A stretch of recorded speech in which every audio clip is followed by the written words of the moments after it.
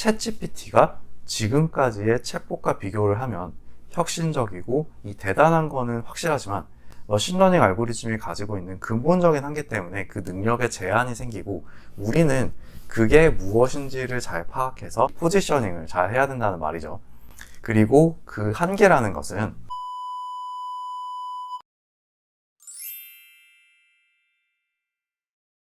여러분 안녕하세요. 테크놀로지 변호사 앨런입니다.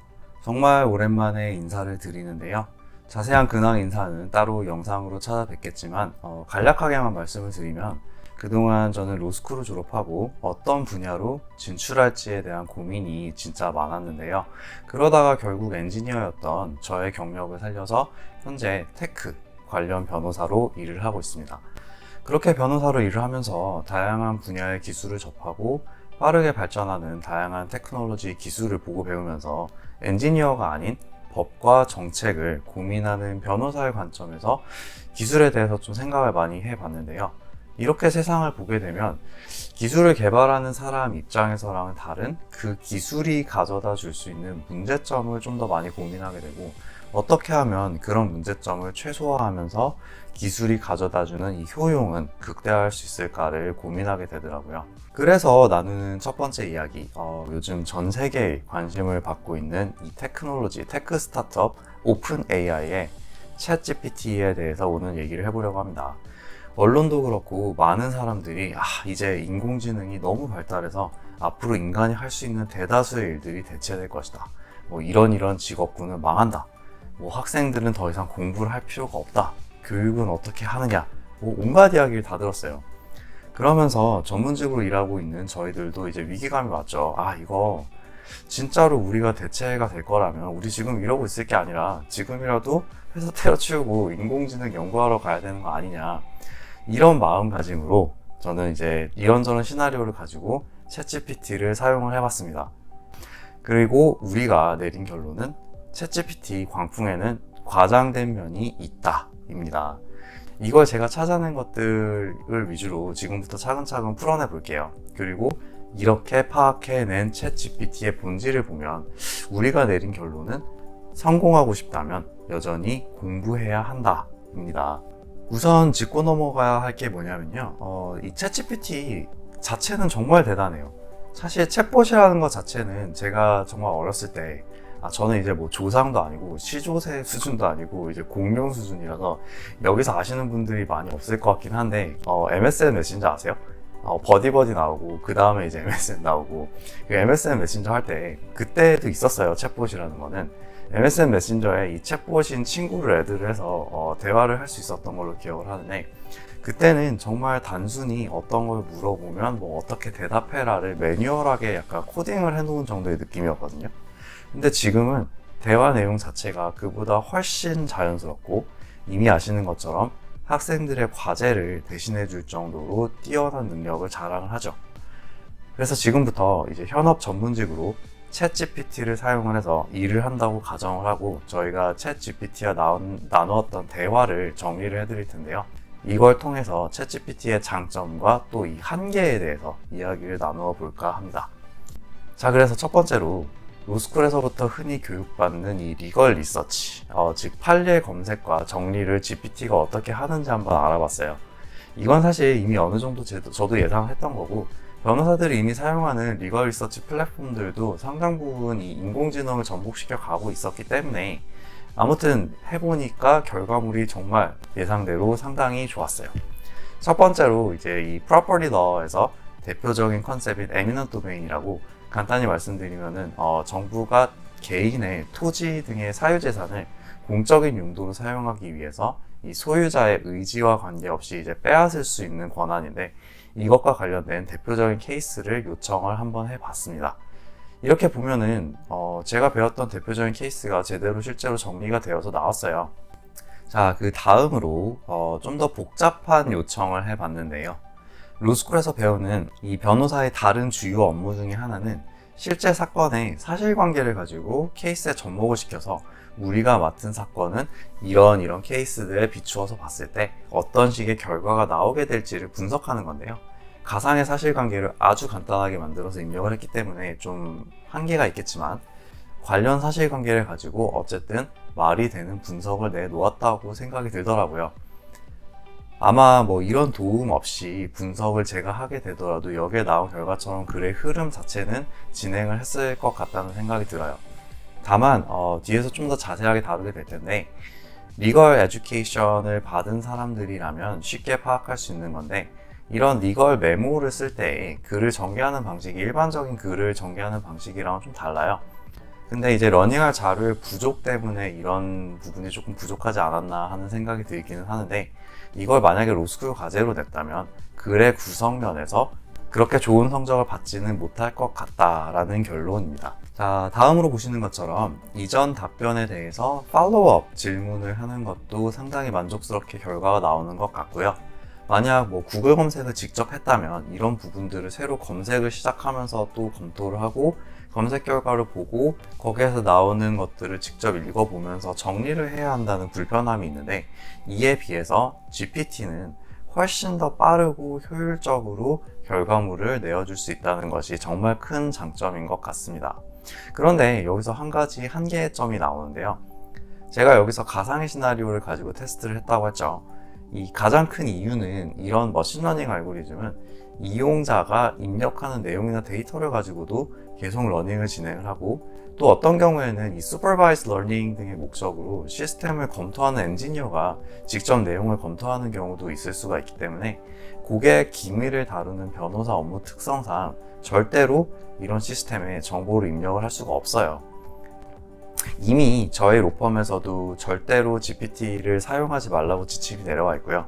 이게 변호사의 경우에 특히 문제가 되는 게 Attorney Client Privilege라고 의뢰인이랑 변호사 간의 오간 대화나 정보는 어떠한 경우에도 공개가 되지 않도록 법으로 보장이 되고 있는데, 만약 당사자가 임의로 이제 둘 사이의 비밀을 제3자에게 공개한 경우에는 이 특권이 사라지고 소송 등의 일이 발생한 경우에 이게 공개를 강제하는 것이 가능해져요.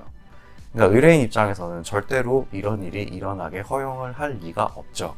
이 챗GPT를 사용하면서 옛날에 이 창과 방패, 모순 이야기가 좀 비슷한 시나리오처럼 떠올랐는데요. 그러면 자, 만약에 소송을 하는데 원고랑 피고 측이 모두 이 똑같은 챗GPT만을 사용을 해서 소송에 뛰어든다면 누가 이길까 생각을 한번 해봤어요. 이런 생각에서 이제 다음 리서치를 진행을 했는데요. 자, 여기서 챗GPT의 파워를 보여주는 중요하게 짚고 넘어가야 되는 점 하나가 나옵니다. 이 같은 내용이어도 우리가 어떻게 지시사항을 입력하느냐에 따라서 결과물이 이제 상당히 달라진다는 건데요.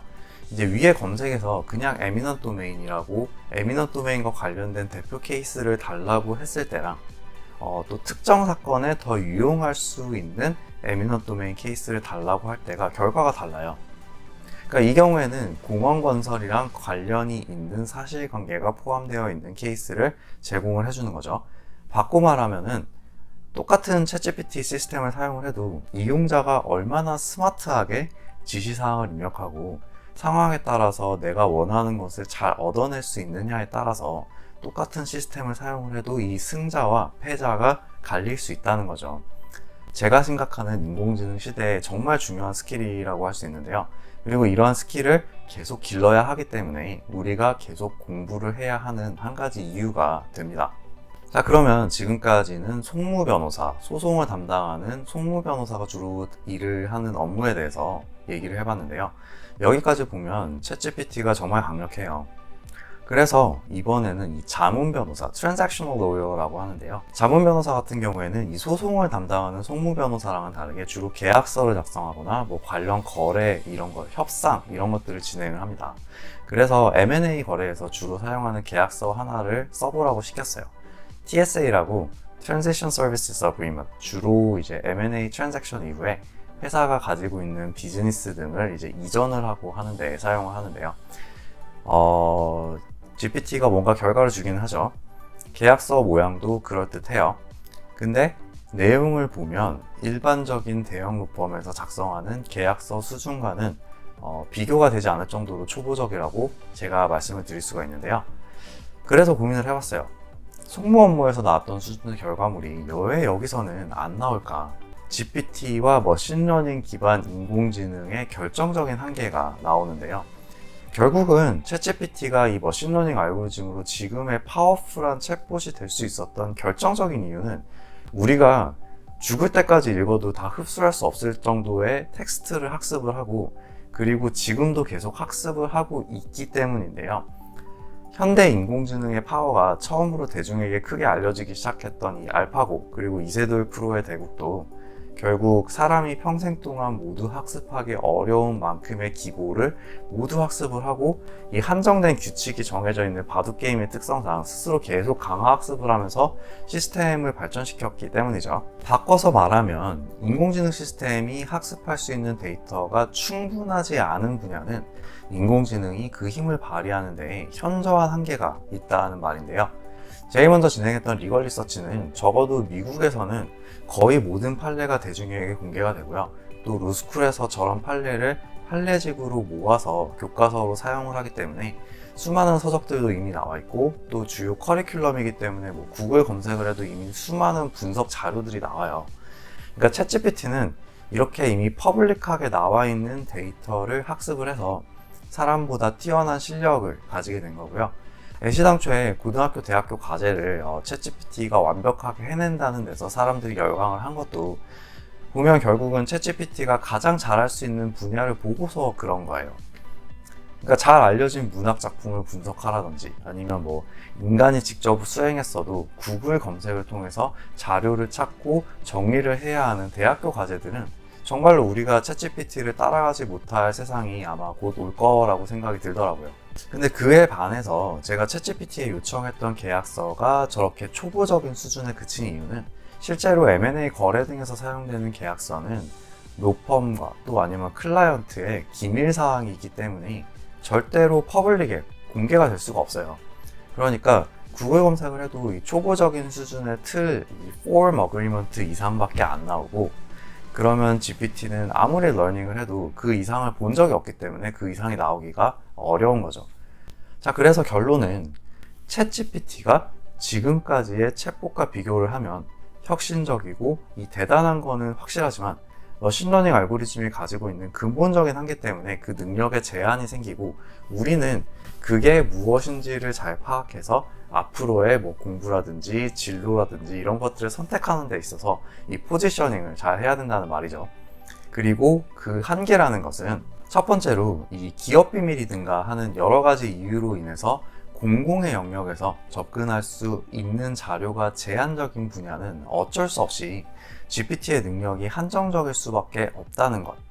그리고 두 번째는 챗GPT를 사용하더라도 GPT와 어떤 대화, 즉 내가 무엇이 필요한지를 얼마나 정확하게 전달하고 챗GPT가 내놓은 결과를 이해를 하고 어떤 부분에 더 보강이 필요한지를 파악을 해서 이 팔로우업을 질문을 할 수 있는, 이걸 제대로 할 수 있는 능력은 여전히 중요하다는 것인데요.